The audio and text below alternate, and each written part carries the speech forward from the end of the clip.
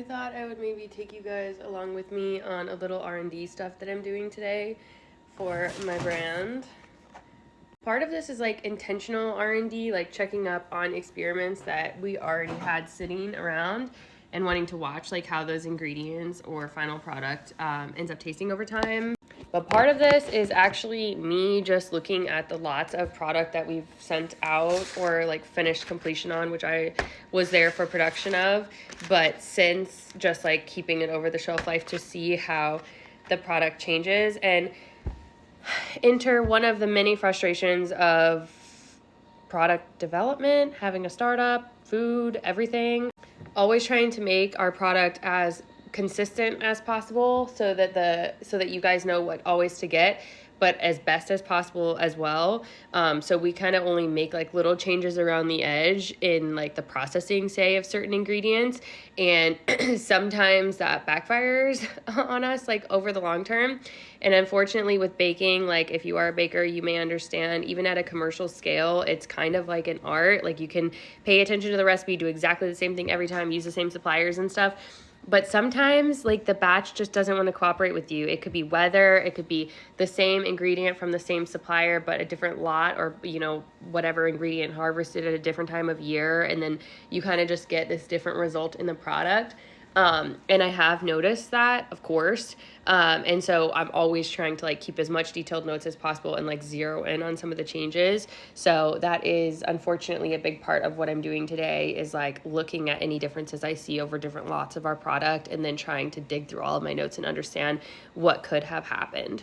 Okay, so here's an example of something that I just ran into. This is our birthday cake, and watch me try to take this out of the tray. And I know the trick, so like I'm kind of like pushing and squishing it down in to try to pull it out, because I can tell already that for some reason this cake is like a little bit more brittle, and it's like kind of like coming apart on me where usually they don't. And we have gotten a couple customers tell us about that. Oh my gosh, see, I'm gonna like ruin, this is like a crazy lot. I don't know exactly what happened here. Obviously it's still the same ingredients, it's still gonna taste really fucking good, but it's like way more crumbly than our recipe ever usually is. Here's an example of how it should look and how it usually does look coming out of the package. I still do press a little just in case there's like residue on the bottom, because I want to get as much cake up as possible. But it's coming out completely fine. It's not like crumbling into pieces. So now I get to research. So what that looks like is I go through all of our production notes. We take videos and pictures after every production. Obviously, we keep products from every production. We go through the recipe. I go through the lot codes. I go through the suppliers to see like what could have happened here. Because I was here for both of the productions that I just showed what the cake looks like. And this production was a great production. I actually just checked our notes for it, and I said that the production was amazing. And so I have to keep looking at my notes, I guess. There was one little difference that we did where we like kind of mixed the product a little bit more. But the goal in mixing it more was to try to help the clumps from being in our batter. And it looks like here we're having an issue with like the structure of the cake itself, because obviously it's like crumbling on us. So I think what actually this might be, it's like the same supplier of those kind of like leavening and structural ingredients that we use, but maybe they just gave us a different lot